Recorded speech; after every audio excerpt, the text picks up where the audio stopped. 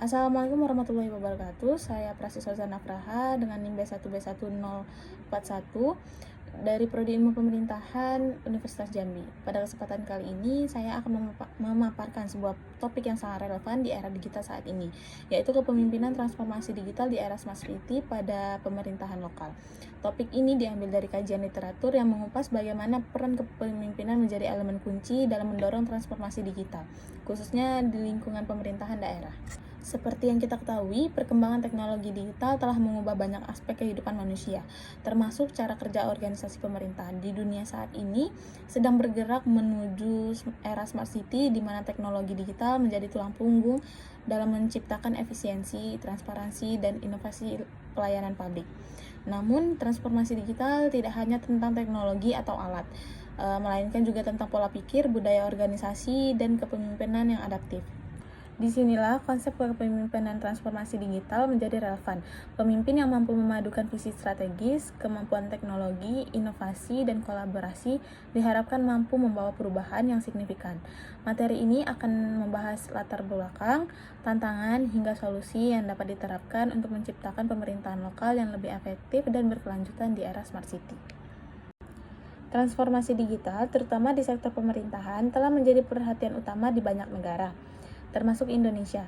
Hal ini disebabkan oleh meningkatnya kebutuhan masyarakat terhadap pelayanan publik yang cepat, efisiensi, dan transparan. Di era Smart City, teknologi menjadi alat utama untuk menjawab kebutuhan ini.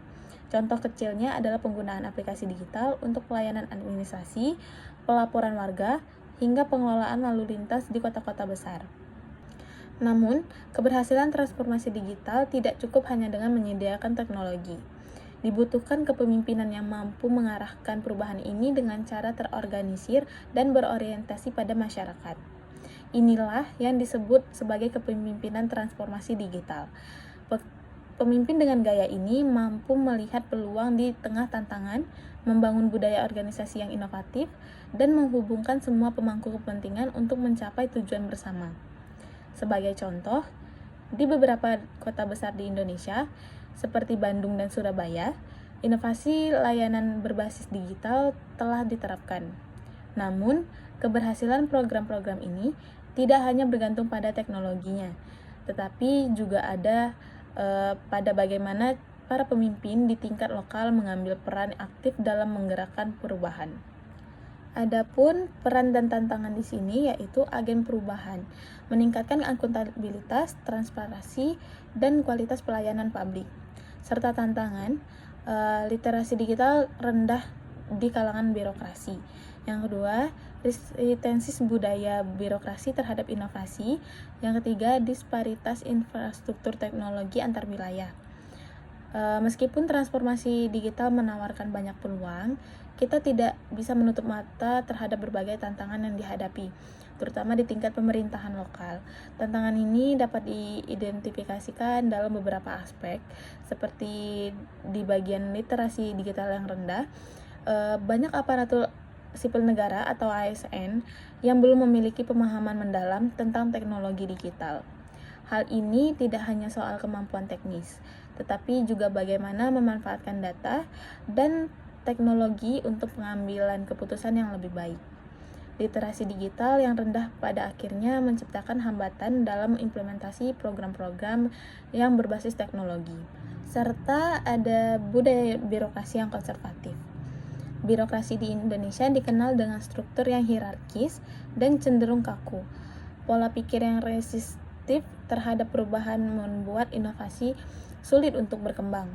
Bahkan kebijakan yang inovatif seringkali terhambat oleh regulasi yang tidak fleksibel. Serta ada kesenjangan infrastruktur digital. Tidak semua daerah di Indonesia memiliki akses yang sama terhadap teknologi. Sebagai contoh, di kota-kota besar seperti Jakarta dan Surabaya mungkin memiliki infrastruktur digital yang lebih memadai. Namun di daerah terpencil seperti akses internet dan perangkat keras dan pelatihan teknis masih menjadi masalah besar. Hal ini juga memperhambat kemajuan teknologi yang ada di kota-kota kecil. Serta ada kurangnya kolaborasi antar pemangku kepentingan, di mana transformasi digital memerlukan sinergi antar antara pemerintah, masyarakat, dan sektor swasta. Namun, seringkali kolaborasi ini tidak berjalan efektif karena adanya kepentingan yang berbeda atau kurangnya komunikasi yang baik. Nah, semua tantangan ini menunjukkan bahwa transformasi digital tidak hanya tentang teknologi, tetapi juga tentang aspek manusia, organisasi, dan kebijakan yang mendukung keberlanjutan perubahan. Untuk memahami konsep kepemimpinan transformasional digital ini, saya menggunakan metode penelitian kualitatif deskriptif, di mana studi ini dilakukan melalui analisis berbagai literatur termasuk jurnal ilmiah, buku, serta hasil penelitian yang relevan.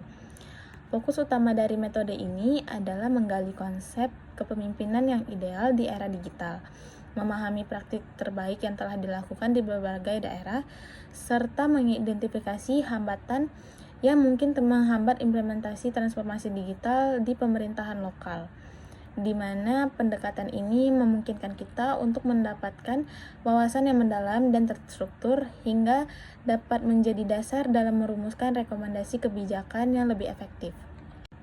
Selanjutnya akan dibahas model kepemimpinan transformasi digital yang ideal di era Smart City. Berdasarkan penelitian Sartika pada tahun 2023, ada 6 dimensi utama yang harus dimiliki seorang pemimpin di era digital. Yang pertama ada literasi digital, yang kedua visi transformasi digital, yang ketiga fokus pada masyarakat ataupun pelanggan, yang keempat kelincahan organisasi, yang kelima eksperimen resiko, yang keenam ada kolaborasi antar pemangku kepentingan. Di dalam literasi digital, pemimpin harus memiliki pemahaman yang baik tentang teknologi, mulai dari penggunaan alat sederhana hingga pengelolaan sistem berbasis data. Lalu selanjutnya ada visi transformasi digital, di mana pemimpin harus mampu merancang visi strategis dan mengintegrasikan teknologi untuk mencapai tujuan organisasi. Lalu selanjutnya ada fokus pada masyarakat, di mana semua inovasi teknologi harus berorientasi pada kebutuhan masyarakat, bukan hanya untuk kepentingan birokrasi. Selanjutnya ada kelincahan organisasi. Dalam era perubahan cepat, organisasi mampu beradaptasi dengan cepat terhadap dinamika baru. Selanjutnya eksperimen dan manajemen risiko. Pemimpin harus berani mencoba hal baru. Meskipun ada resiko kegagalan, proses trial dan error ini menjadi kunci untuk menemukan solusi yang lebih inovatif. Selanjutnya ada kolaborasi. Pemimpin harus mampu membangun sinergi dengan berbagai pihak, baik dari sektor swasta, akademisi, maupun masyarakat. Nah, melalui dimensi-dimensi ini, saling berkaitan dan harus diterapkan secara bersamaan untuk menciptakan pemerintahan yang inovatif dan berbasis teknologi. Untuk mengatasi berbagai tantangan yang telah disebutkan, dibutuhkan solusi dan strategi yang terintegrasi. Beberapa langkah yang dapat diambil adalah solusi mengatasi tantangannya itu yang pertama perubahan pola pikir birokrasi, yang kedua reformasi budaya organisasi, yang ketiga pelatihan digital untuk ASN atau aparatur sipil negara. Selanjutnya ada strategi implementasi, yaitu ada kolaborasi multi aktor seperti pemerintah, masyarakat, akademisi, dan sektor swasta, dan serta dukungan infrastruktur dan kebijakan pusat.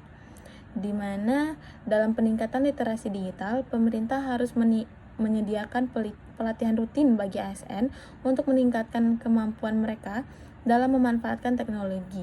Pelatihan ini tidak hanya tentang penggunaan perangkat, tetapi juga tentang manajemen data dan pengambilan keputusan berbasis teknologi. Yang kedua yaitu reformasi budaya organisasi. Pola pikir birokrasi harus diubah menjadi lebih inovatif dan kolaboratif.